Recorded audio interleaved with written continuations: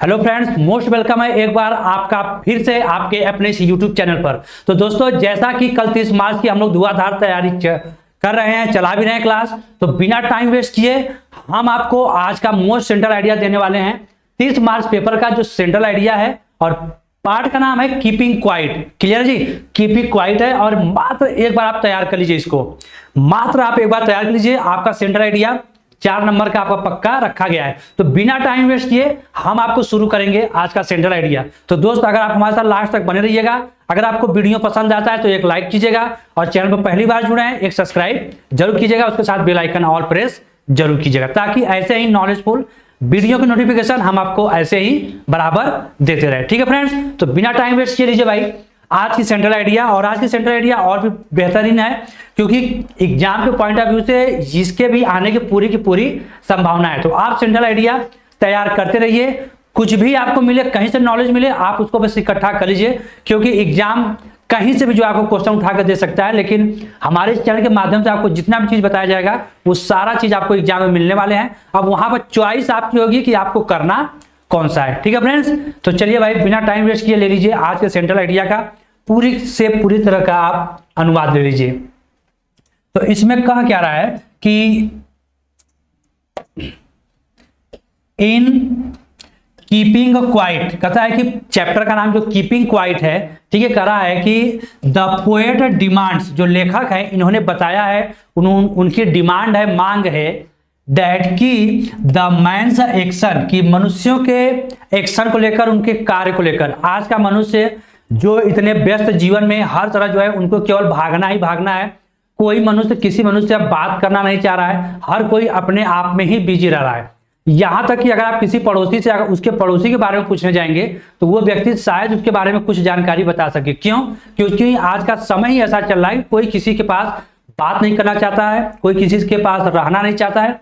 तो इस प्रस्तुत पोयम में जो है लेखक ने इसी बात को लेकर वर्णन किए हैं कि आज का जो मनुष्य है, ठीक है, जो हमेशा काम करते रहता है, his rush and Hari have already, जो हमेशा किसी न किसी काम में लगा रहता है, हमेशा किसी न किसी चीज के लिए पीछे पड़ा रहता है कि हमको ये काम कर लेना है, हम क्या कर ले कि हम ढेर सारा पैसा कमा लें, हमेशा क्या करें कि हम सुखी रहे।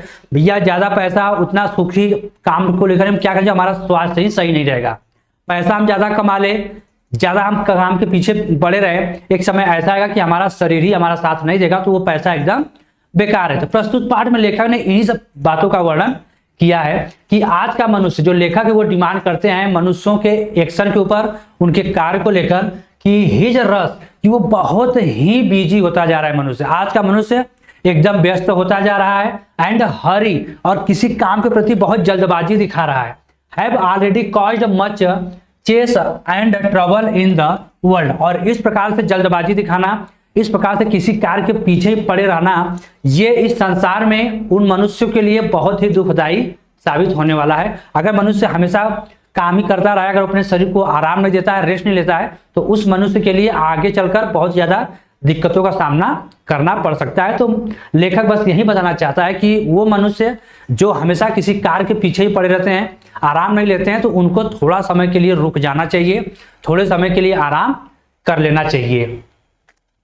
Now it is the time, कहता है कि अब ऐसा समय आ गया है, when we should take a rest, जब हमें कुछ आराम कर लेना चाहिए। हमें काम करते रहने के बीच में थोड़ा थोड़ा कुछ समय के लिए 5 मिनट, 10 मिनट, आधे घंटे के लिए हमें रेस्ट कर लेना भी चाहिए। इसी तरह आप स्टूडेंट के सामने भी है, लगातार पढ़ते रहने से कुछ नहीं है, बस आप आधे घंटे पढ़िए, 1 घंटा पढ़िए, लेकिन उसको अच्छे से कीजिए। पता चला कि आप हमेशा जो है केवल किताब लेकर खोल कर बैठे हैं और आपका ध्यान कहीं और है, तो वो पढ़ाई आपकी पढ़ाई नहीं है। आप पढ़ाई कर रहे हो, लगातार 2 घंटे पढ़े, 20 मिनट के लिए, 10 मिनट के लिए आप थोड़ा सा रेस्ट ले लीजिए। तो यही मनुष्य कर रहे हैं, यही लेखक कर रहा है कि लगातार कार्य करते रहने के कारण, लगातार भाग दौड़ करने के बीच में आप कुछ समय के लिए थोड़ा आराम जरूर कीजिए। यही ऐसा समय आपको बता रहा है। लगातार कार्य करते रहेंगे, आपका शरीर आपका साथ आगे चलकर नहीं देने वाला है। He should do self introspection, मनुष्यों को खुद अपना कार्य, अपना परिचय खुद देना होता है। आपको अपना कार्य खुद करना होगा, आपको अपना परिचय खुद देना होगा। परिचय किसी का मोहताज नहीं है। आप अच्छा कार्य करोगे, आपका परिचय ऑटोमेटिक सबसे होने वाला है। स्टीनलेस कहता है कि स्टीनलेस मतलब एकदम शांत अवस्था में हो जाना।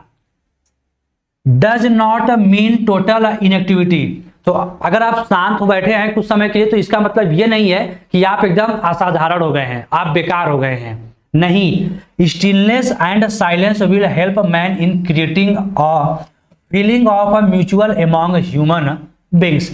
अगर कह रहा है कि अगर आप कुछ समय की जगह शांत बैठ जाते हो तो इसका मतलब ये नहीं है कि आप एकदम अशांत हो गए हो, आप एकदम बेकार हो, ऐसा आपकी सोचना एकदम भूल है। अगर आप कुछ समय के लिए रुक जाते हैं, आराम करते हैं, तो इसका अर्थ यही लगाइए कि आप किसी अच्छे राष्ट्र के निर्माण के बारे में सोच रहे हो कि हम ऐसा क्या करें कि थोड़ा हमारा जीवन और भी अच्छा हो सके।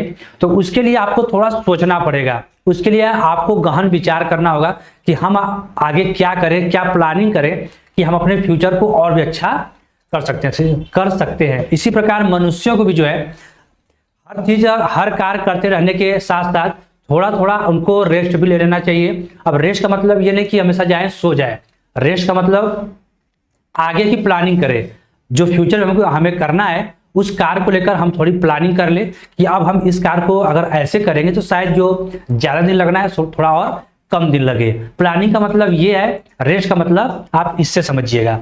क्लियर है? ये रहा पोयम। तो एक बार हम फिर से आपको पोयम का पूरा अर्थ बता दे रहे हैं।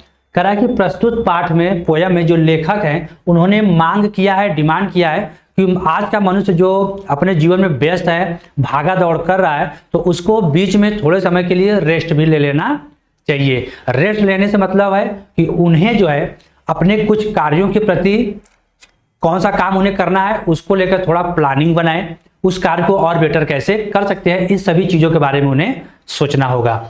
और अगर मनुष्य कुछ समय के लिए अगर शांत बैठ जाता है तो इसका मतलब ये मत समझिए कि वो व्यक्ति एकदम बेकार है, अब वो आगे कुछ करने वाला नहीं है। ठीक उसी प्रकार से जैसे अगर कोई शेर है वो शिकार करता है, अगर वो 2 दिन के अगर गुफा में आराम से बैठ जाए तो जंगल के जानवरों को ये नहीं समझना चाहिए कि अब शेर बूढ़ा हो गया है। शेर बूढ़ा तो हो गया है लेकिन वो शिकार करना नहीं छोड़ा है, यानी वो जब भी निकलेगा बाहर तो वो शिकार ही करेगा।